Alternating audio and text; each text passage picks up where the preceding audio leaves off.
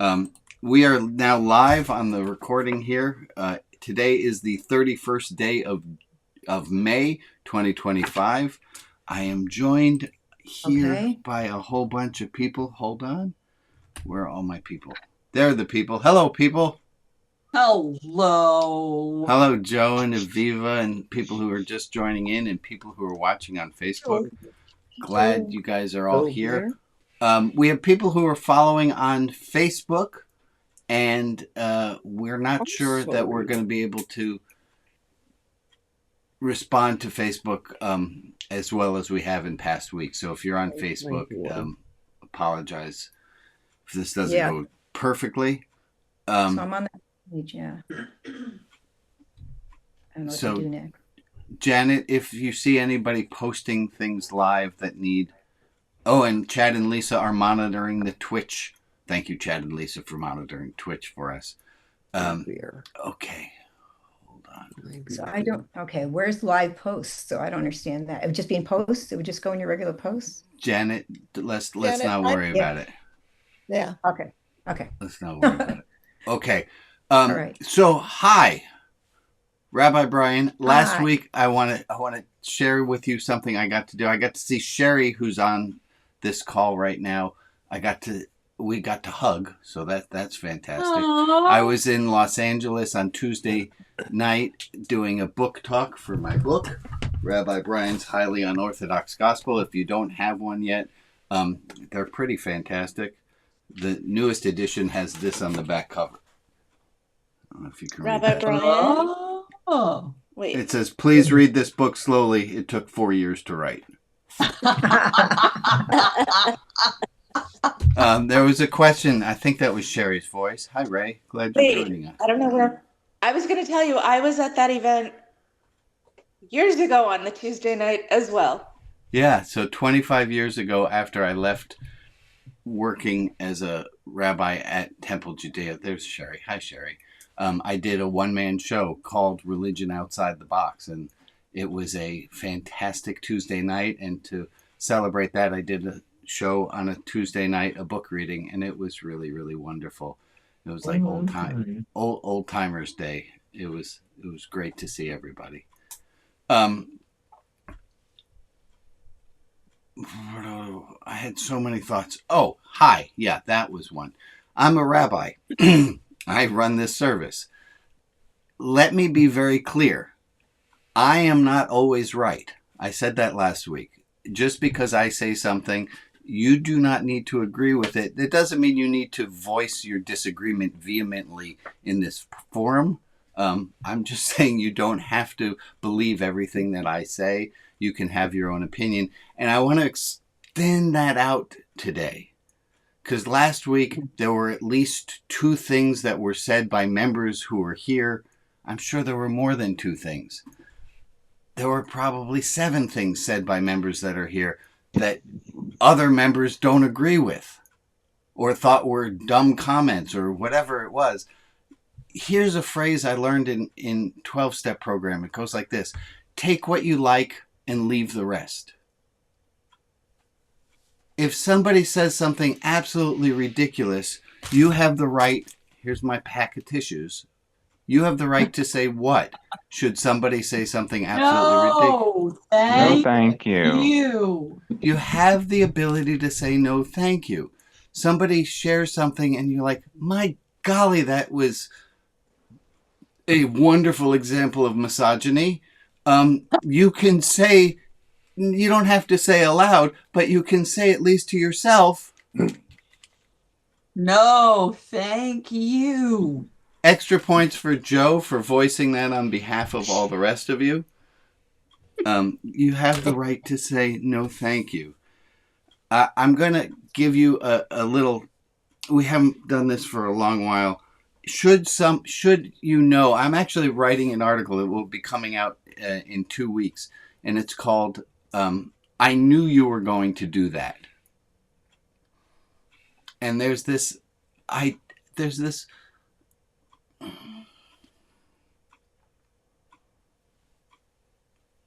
can't think of the word.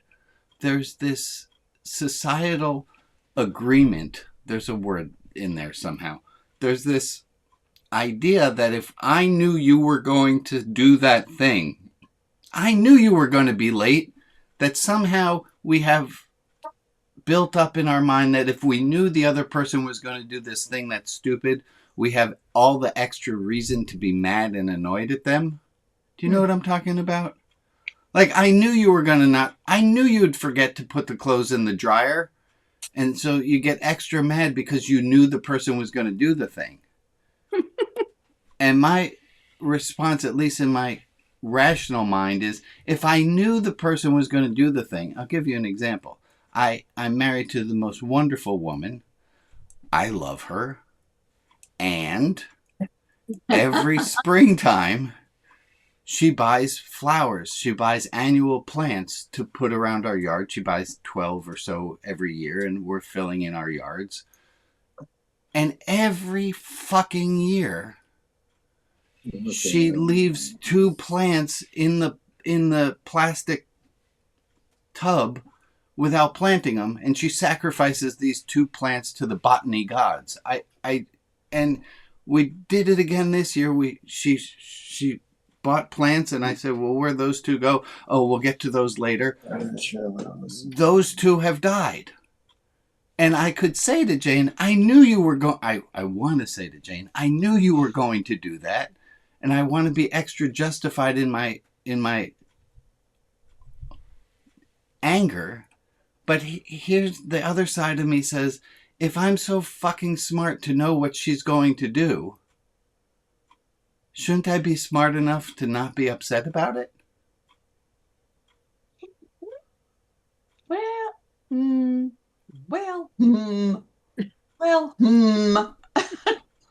knew you were going to do that. Okay, show of hands. How many of us have had that feeling of extra anger because we knew that person was going to do that thing? Right? We've all done that. Do you understand the logical fallacy in it? Like, if we're so smart, we know they were going to do it, shouldn't we have pre-filled out the paperwork on forgiveness? Yes.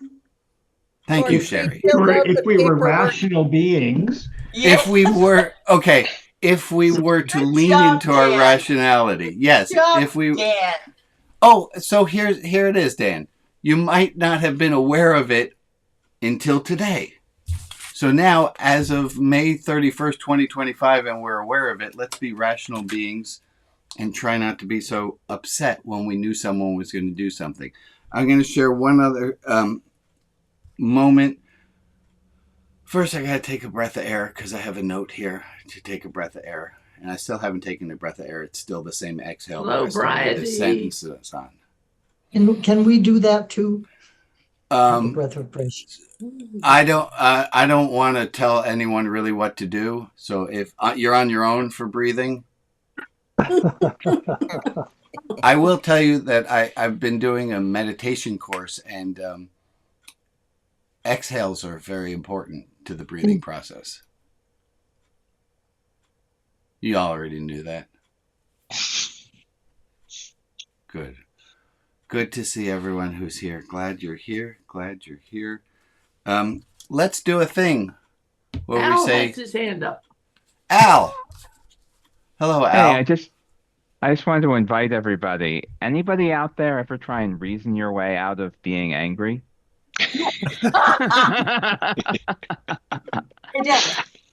That one doesn't always work for me, but I try a lot of times. But I love that, Al. if we were reasonable people, would we ever be angry? Would be my question. So here, yes, we're gonna go there. So I think we used to say to Annie when she was little that it's okay to be mad, just can you do it without being mean? Yep. Oh, yeah. And then recently we talked with one group and we came up with this. Can you be frustrated without being mad? Can you be mad without being mean?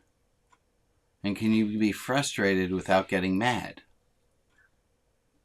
And I think that's kind of what you're talking about, Alice. Can we just observe our anger Can we observe our frustration without adding kerosene to it by indulging it? Go ahead, Al. I was just going to kind of take a step back, though, and be like, sometimes rationality almost never explains emotions, really. I mean, if I'm feeling mad about something, correct, but there's no rational reason for that, surprise, that's an emotion, that's kind of 101.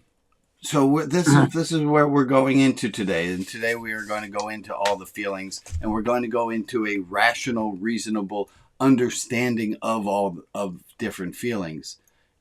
And I do believe that if we have some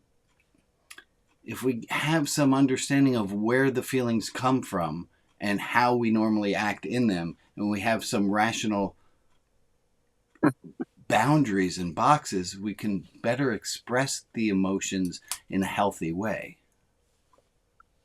Okay. That I can be mad without being mean. And once I see that there's a difference between these two, I stand a better chance of being able to do mad without mean.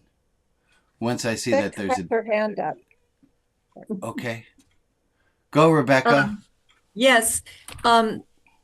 I agree with what you're saying, but I often, when I'm angry, I ask myself, where is love? And when you told that story, I was thinking, if you're so smart and you know those two plants aren't going to get Jane's attention, right? Why it is you didn't say, sweetheart, would you like me to plant those two plants? I thought that too. I thought that too, Rebecca. I thought that too as I was writing the article. I was like, and here's the worst part of it. I took a picture of the plants that are on their side in the yard in the plastic pot. And as I was taking the picture of the second plant, I thought, what the fuck's wrong with me? I could have planted this thing. Did I? No. But I could have. Go ahead, Dan. I thought Aviva had a really great thing in the chat. You said, Aviva, I allow myself to be angry, but I learn to never correct someone else's behavior when I'm angry. And that is why we love Aviva. I allow myself to be angry, but I learn not to correct somebody else's behavior when I'm angry. Thank you, Aviva. I saw Aviva on the screen moments ago. There you are. Hello. Yeah, and that was from, I think I learned that from Rabbi Ariel Stone. So I can't take credit.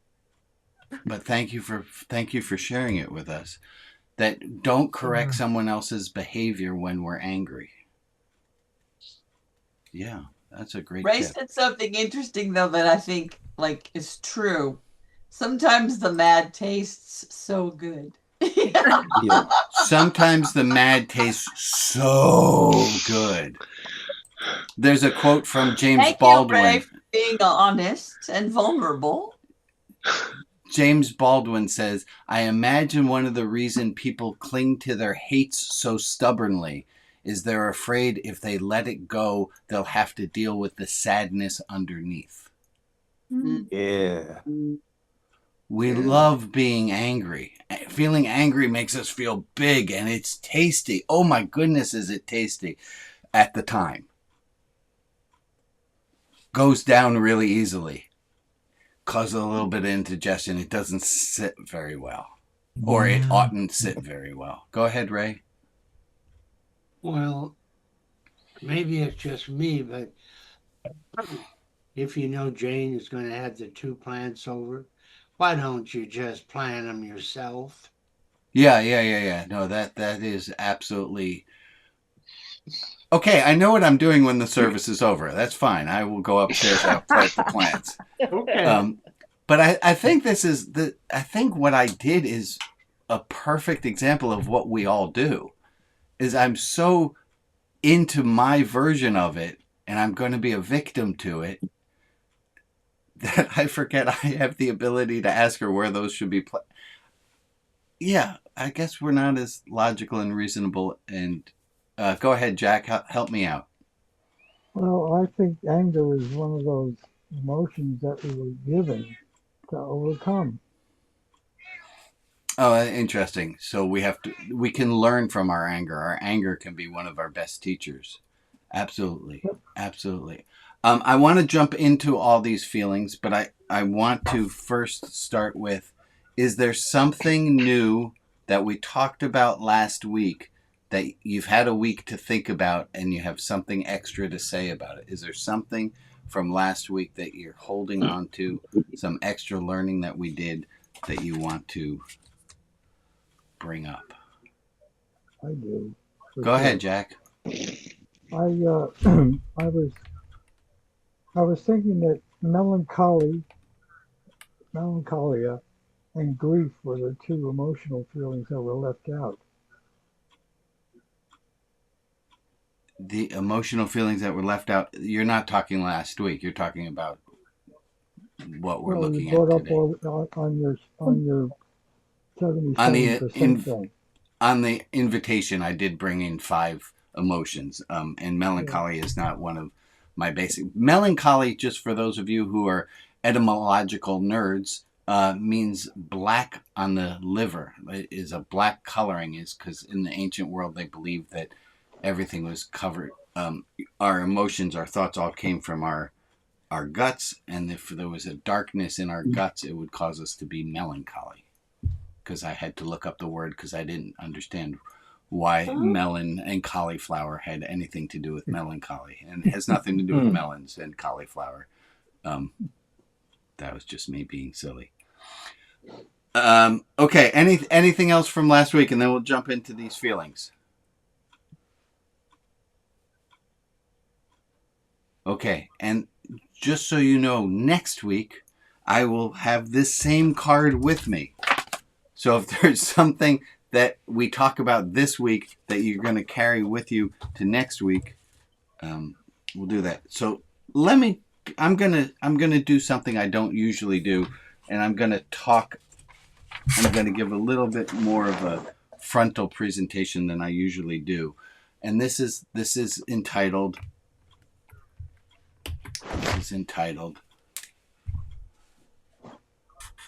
5 Basic Emotions. I'm not calling it the 5 basic emotions because different people have different lists of 5 basic emotions. These are the 5 basic emotions according to me. You can have 6, you can have 4, you can have 10. You don't have to use all the words that I'm using.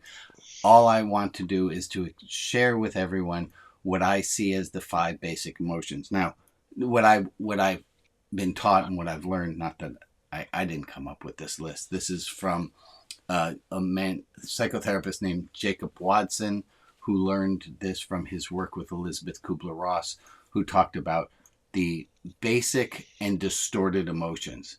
And the idea is that little kids, 2-year-old, they do their emotions without their head as much as we do.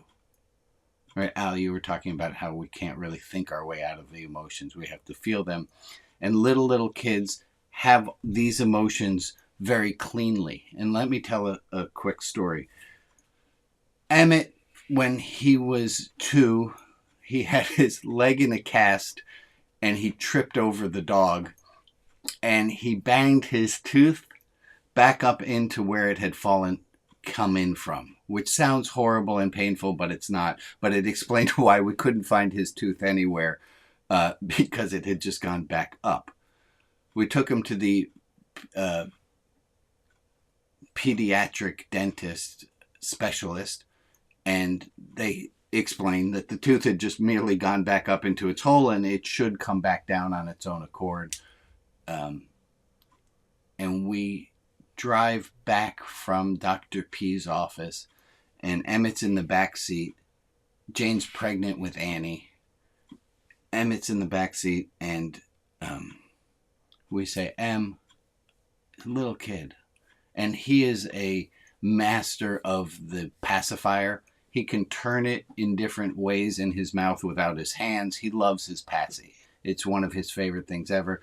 And we say to him, Dr. P said that you can't have your pacifier anymore, because if he had his pacifier, it would be putting upward pressure on the tooth that we were hoping was going to come back down, which it did. It came back down, by the way. It came back down on quite an angle. It was one of those things that it was fun to impress the orthodontist with. It's like, oh, look. And we had the choice of not doing orthodontia with him or moving to England. And we decided that was a joke. And we decided, I'm sticking with it. Okay, so we tell Emmett, we say, you can't have your passy anymore, Dr. P said. And Emmett did this. He covers his face with his hands, and he screams and he cries, and he screams and he cries. And then eventually he pulls his hands down, and that was it. That was the entirety of it. He didn't have a resentment. He got all of his emotion out as necessary. He expressed it, and by expressing his emotion, he didn't hold back anything to fester inside. You know what I'm talking about. He was clean about his emotions. So this is Elizabeth Kubler-Ross's notions that each of our emotions, there's a natural way of expressing the emotion, and then there are the distortions of it. And for example, we'll start with sadness. Oh, and I have to say this because this is important. When we say I feel blank, I feel, it is not an emotion if it says I feel that you aren't paying attention, or I feel, where's my other card?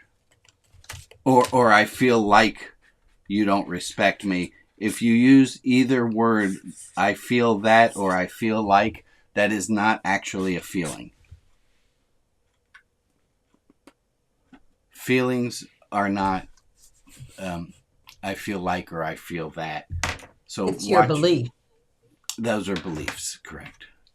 Sadness. The purpose of sadness is to help us. Let me change colors. Purpose of sadness is to help us deal with loss. Emmett lost his pacifier. He got sad. He expressed it. Feeling sad draws in community. If we see somebody who's sad, we gravitate towards them. Being outwardly sad is a way of bringing people to you. We all know people who do this a little more than necessary, but this is the idea of sadness, is to bring people towards us. It's to deal with our losses. The distortions of sadness are guilt, blame, and shame. And we can do that to ourselves. We can be guilty for ourselves. We can blame others. And often it has to do with a God word. How could God have let this happen? This is a distortion of sadness. Sadness and grief are here to deal with our loss. That's why when somebody loses a dear one, that funerals are so important, and giving them community is so important, because they have a loss and they have to deal with it, and they need to talk about it.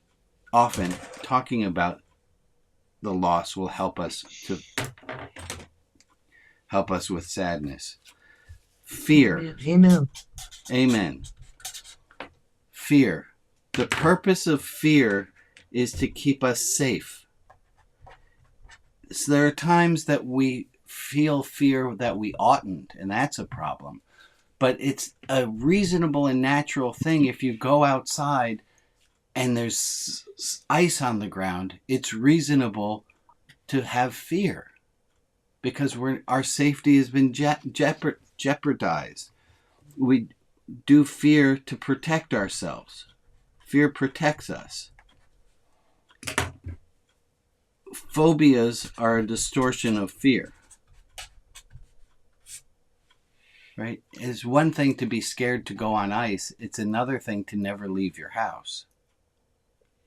Fear is natural. We are, and this blew my mind to find out. There are two things we are born with that we are innately fearful of. We are fearful of falling, and we're fearful of loud noises. Everything else is learned. You ever see toddlers playing with tarantulas? They can play with tarantulas. They can play with non-poisonous snakes because they have no fear of them. They haven't learned to have the fear that we as adults have added in. Okay, so fear. Good job, gang. Anger. The purpose of anger is to help us to communicate quickly our disappointment or our violation.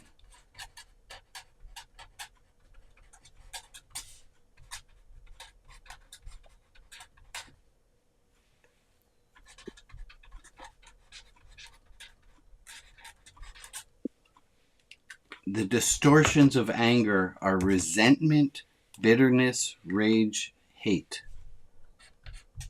Hate is the distortion of anger.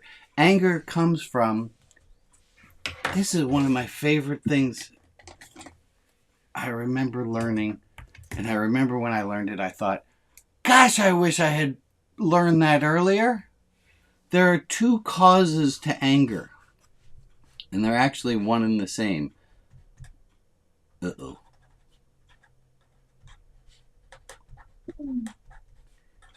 The two causes of anger have to do with getting and wanting.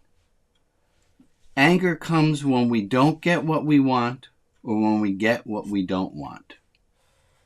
All anger, that's where the disappointment comes from. That's where the frustration comes from. The anger starts as frustration is we didn't get what we wanted or we got what we didn't want. I did those backwards.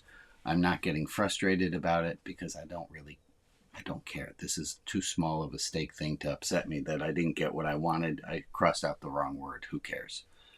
This is just minor frustration. This is minor frustration. The key is if we continue to get frustrated, we're going to get more mad. And then the goal, of course, is to be mad without being mean. And while we're here on our sidebar about anger, Aristotle said four things about anger. Aristotle said 4 things about anger. We haven't talked about this in a really long time. But I'll remind you what they were in pictures. Aristotle said anyone can be angry, that is easy, but to be angry at the right person. To be angry at the right person, that is not something everyone can do, and it is not easy to get angry at the right person. Everyone has the experience of coming home from school or going to school and having an adult be angry at you when really they were angry about something else. We have all had the experience where we've gotten angry at the wrong person too. To get anyone can be angry, that is easy, but to be angry at the right person at the right time. To be angry at the right time. Al Brown took my lunch in 3rd grade. Getting angry at him now about it seems a little late. I forgot. Really? No. Well, maybe. Nobody remembers that well. Anyone can be angry, but to be angry at the right person in the right time. And I learned from Bishop Gene Robinson that anytime he gets angry, he looks back at this list and he says, where did I go wrong? Anytime he gets angry, he after he gets angry, he does a check on this list and says, was that the right person? Was it at the right time? Anyone can be angry, but to be angry at the right person, to be angry at the right time, that is not easy and not something everyone can do. And I know I keep repeating that because that last part of it is not easy, that's important. And it's not something everyone can do. That opens up for me a lot of compassion of looking at this world and saying, this is just not something everyone can do. It's hard to do. This is hard work to be angry at the right person at the right time in the right amount. To be angry in the right amount. That's not so easy to do. To be angry in the right amount means, well, I think we're good. Go ahead, Jack. I'm wondering, doesn't it all relate to anger to being stopped? Yeah, not getting what we want, getting what we don't want. Would that fit in for you for being stopped, being stuck? Yeah, it just does away with my freedom. Yeah, our idea of how the world should be. There's some violation going on, and that leads us to feel angry. I had a therapist once who said that being angry helps us to feel big when the world has told us that we have to be small. Let me go one more on. Anyone can be angry, that's easy, but to be angry at the right person at the right time in the right amount and for the right, anyone remember this one? Reason. And that's my little picture. It's a little picture of a raisin. Because we all remember our pedagogy, and the stupider something is, the easier it is to remember. Also, I didn't know how to make a pictograph for reason. I guess maybe like a brain, but I like my raisin. It works. Okay, so here we are on anger. Anger communicates a violation, that we are disappointed. There's something that has been broken. Anger can lead to hate. That's not such a good idea. Anger comes from not getting what we want and getting what we don't want. And it's how it communicates a violation, and it helps us deal with disappointment. Let me keep going. Okay, so the next one, fear we did, sadness we did, anger we did.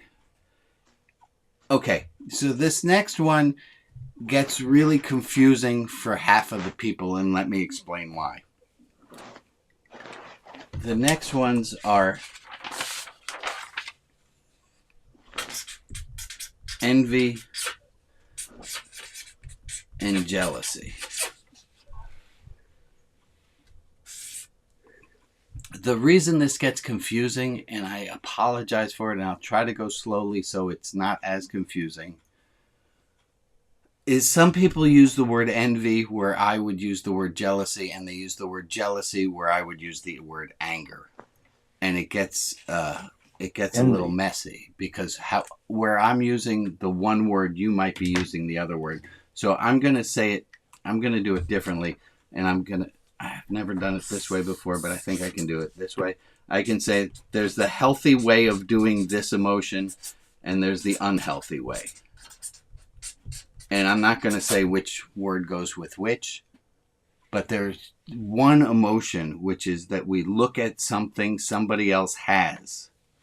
We look at something somebody else has, and we can either do the unhealthy, which is, oh, they have a beautiful car, I'm going to slash their tires. That's an unhealthy way of dealing with it. We see someone else has something that we wish we would have, and we learn how they got the money to buy the car, and we grow. Little kids are filled with this jealousy of seeing other larger people doing things, and they all learning comes from healthy jealousy or envy. You see someone else, it's not that they have a car, but they have the ability to, I got extra noise going. They have the ability to have extra calm when there's extra noise on the Zoom. And you think, I wish I could do that too. And you see, and I had that with my best buddy, Larry, who I got to have dinner with on Tuesday night. It was fantastic. Larry was the kindest person I had ever met, who wasn't bullshitting about being kind. He doesn't use bad words like that, but he's as kind as he can be to as many people as he can be. And I saw how well he was going through his life, and I thought, I want to do that too. I want to be as emotionally mature as my buddy Larry. So I had a healthy envy or a healthy jealousy to lead me towards that. Learning, and it gives us motivation. Motivation to grow, to learn. I have that again. And then the last of the emotions, I feel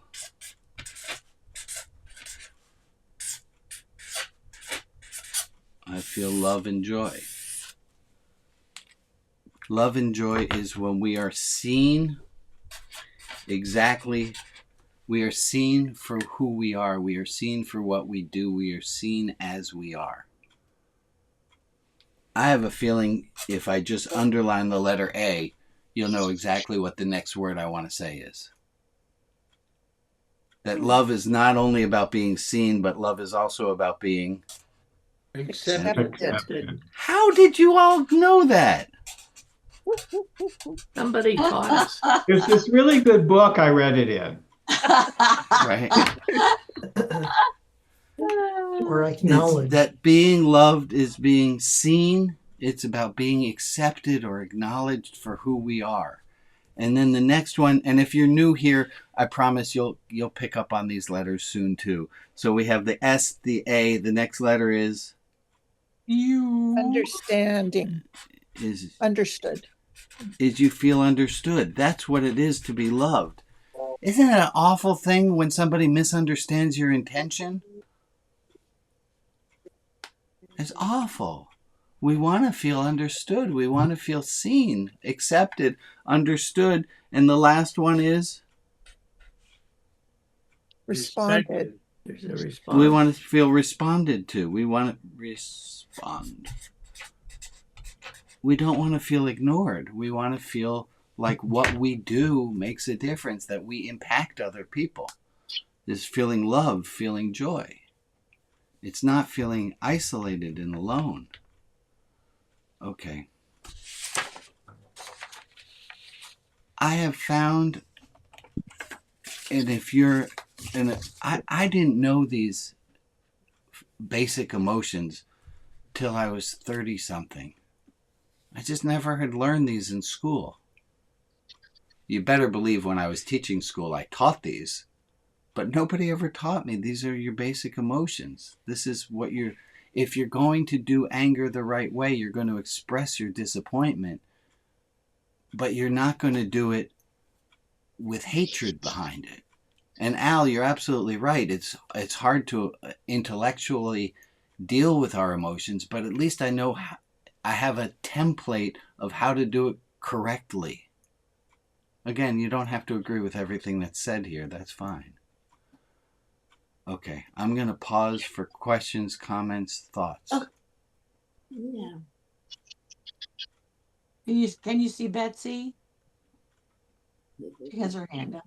Go ahead, Betsy. Yeah.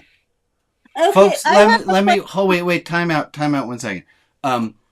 If there's a quiet moment and I have just asked a question and you have a thing to say, just say it. Mm-hmm. Go ahead, Betsy. Okay, I have a question about jealousy and envy. My understanding is, I had always used, them in the words interchangeably. Like, for instance, if somebody has something that you wish you had, you could say, "Oh, I'm jealous," and so on. But I believe that the actual thing, to my understanding, is that is envy when somebody else has something you wish you had, whereas jealousy is something that you have that you are think somebody else is going to take away from you, like a jealous husband, for instance. Okay, I gotcha. So you're using jealousy to be the unhealthy one and envy to be the positive. No, not necessarily, but it's just a matter of which that this one is something you wish you had, and this is something you're guarding to keep from being stolen. Yeah. Mm-hmm. Okay. Going on that same thing. Go ahead, Ray. In the Book of Joy, Archbishop Tutu and the Dalai Lama speak of envy. And the healthy way of that is not to be so jealous, but to be happy for the person that they have this thing. Does if it you help can do that, grow? yeah. Yes, to get it. But the real way, what they say, what they teach, is to be happy for the person. And that's the real happy part of envy. I love that. I love that. So really healthy is to learn to grow and to celebrate whoever has that thing. Yeah. That takes a maturity that I'm not sure I have so much of. Thank you, Ray. Other comments, thoughts? I can connect. I just want to do a little connector from where you are right now to where vulnerability's been for the last 3 weeks. Yeah, go and ahead. Say that the state of my own balance of emotions is the foundation upon which I determine if I will or won't be vulnerable. Say that again, Joe. So how I am within myself with the basic emotions, and then there's, of course... So how sad, how much fear, how much envy, jealousy, anger, how much anger you have. So you do an internal barometer check. You check each of these barometers. Well, I'm not sure I always do, but what I do know about myself is that if those 5 parameters are in a good, solid Joe stability place, I have a much easier time being a vulnerable, open human being. Wonderful, wonderful, and thank you, Joe. And something else, the other connection I have between the emotions and vulnerability is, what are we being vulnerable about? Well, we're being vulnerable about our emotions. We're being vulnerable about, this is how I feel. How are you today? I feel. How do you feel? Oh, wait. Oh, yeah. So, wait. Yeah, good. Hold on. All of our emotions are our human reaction to being alive. Something happens to us, something happens around us, and we have an emotional reaction unless we are depressed.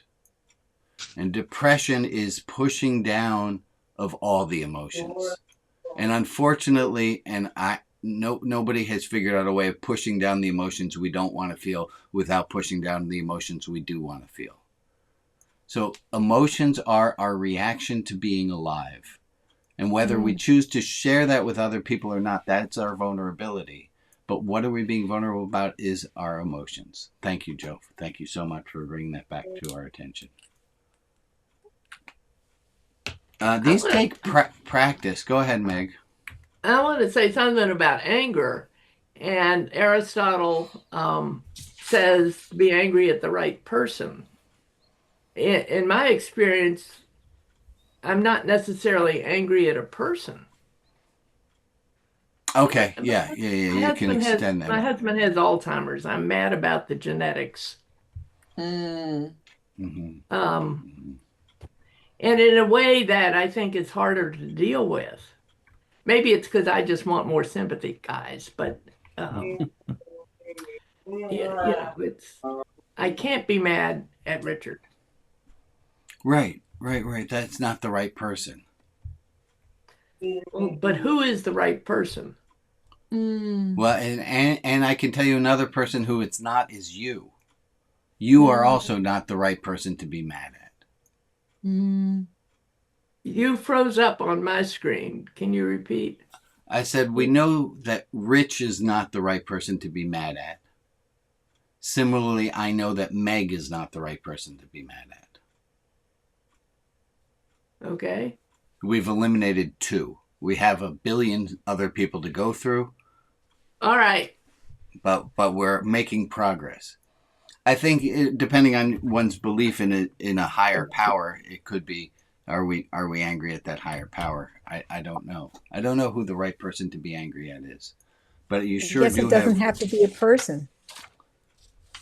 It could be just a situation, yeah. The anger is to communicate. Let me just go over our notes here. Anger is to communicate a violation, to deal with disappointment. Yeah, it doesn't have to be a person.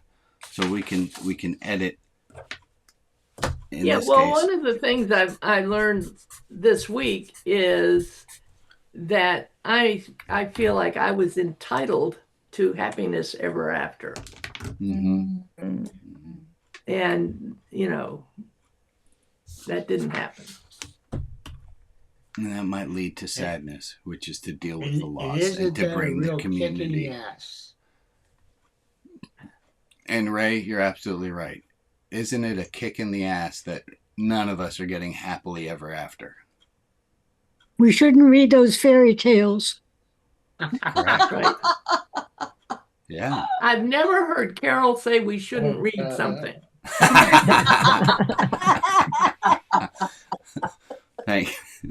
Thank you all. Okay. Life is not fair. There is no such thing as a fair life.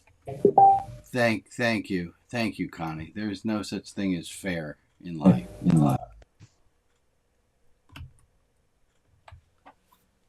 Yeah. It's how you deal with it. Whatever you're dealing with is how you deal with it. Right. There's a phrase in Hebrew that says chaim, which means life. Chaim zelo means isn't. Chaim zelo picnic.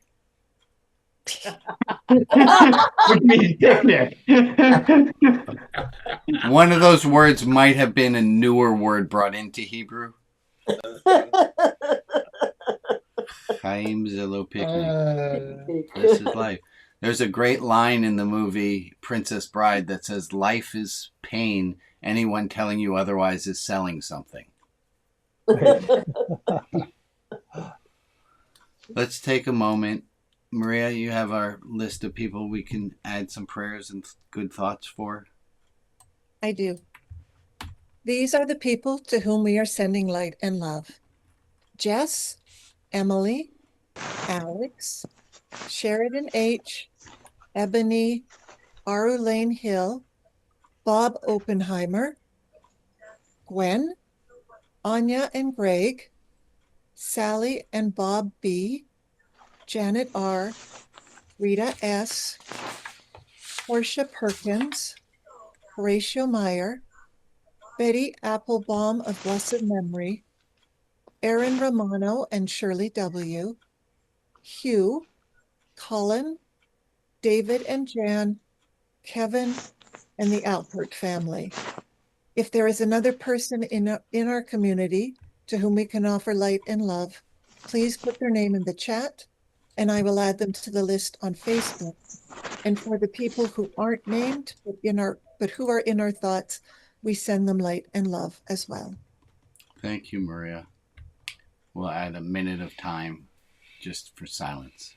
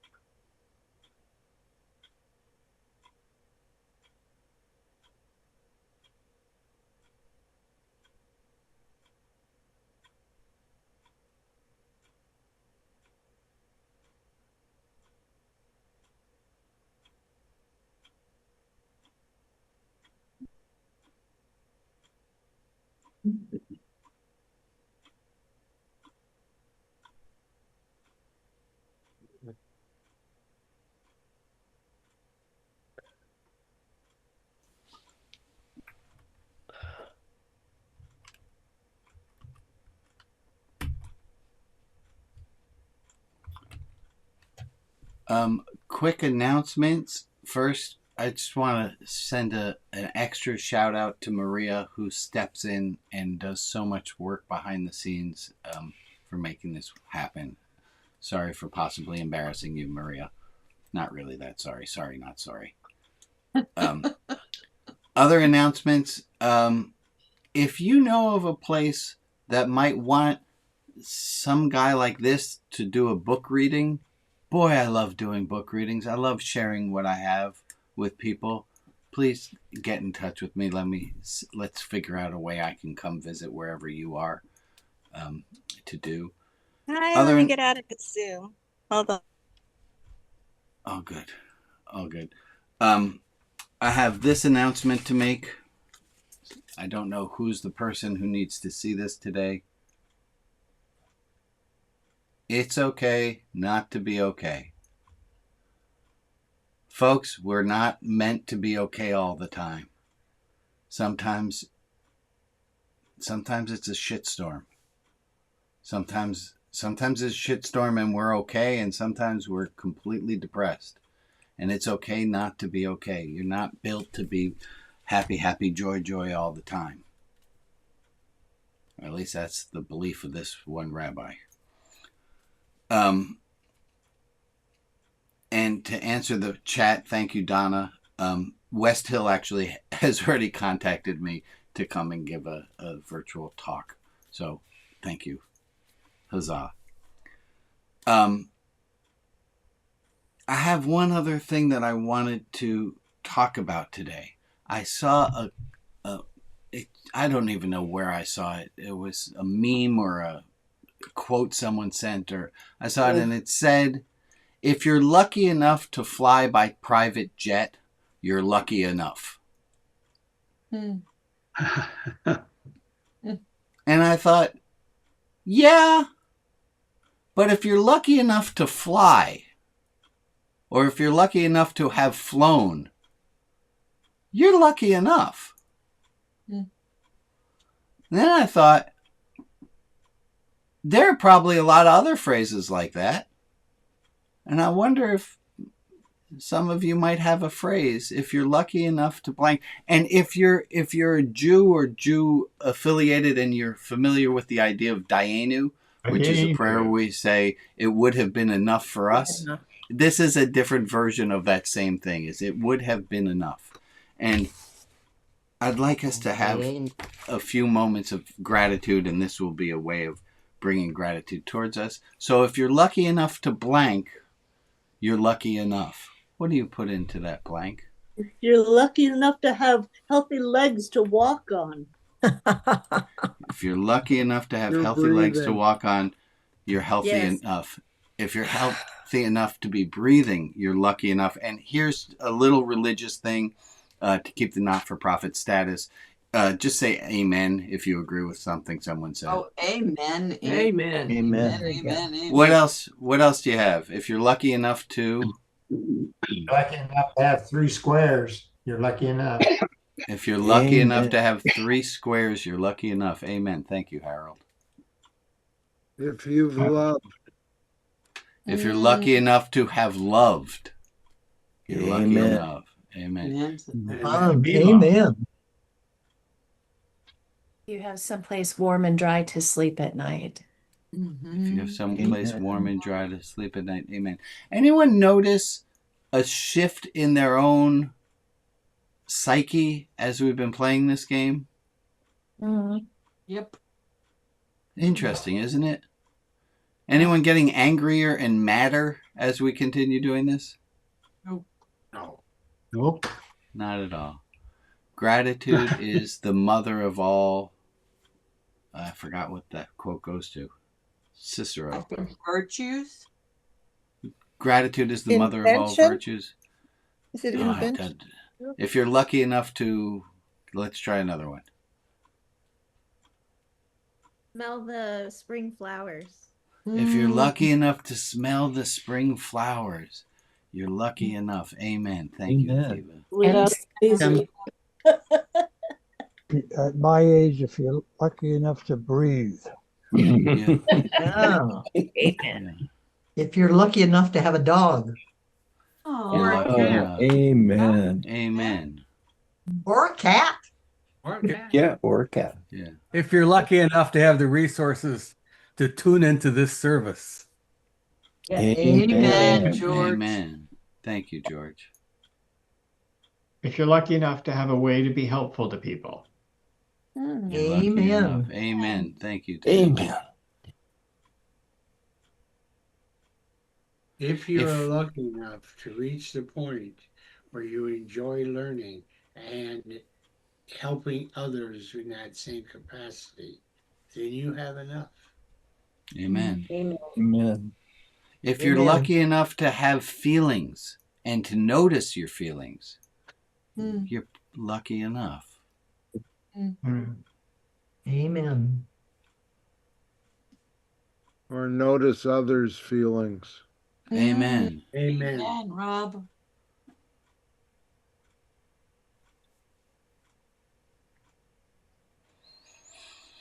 If you're lucky enough to find delight in your work, I'm lucky enough. Amen.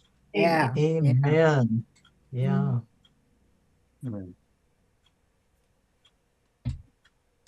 Jack, If you're lucky enough to have experienced a transformation in your life, you're really lucky. Amen. Amen, Emily. In response to Rabbi Brian, if you love what you're doing, you never have to work a day in your life. Right. Yeah, Jack, that's true. And I'm pretty sure that the same person went to everybody's middle school and at some point in an assembly in middle school, we all heard the same person say what Jack just said. If you're lucky enough to enjoy your work, you don't work a day in your life. I agree with that. There's a thing that guy forgot to say, which is if you enjoy your work, you'll have a really hard time taking breaks. Oh, yeah. Amen. I have a very hard time not doing what I'm doing. Amen. All right, dear ones. Thank you for spending this hour with me. Is there one thing you're taking with you? Is there a sentence?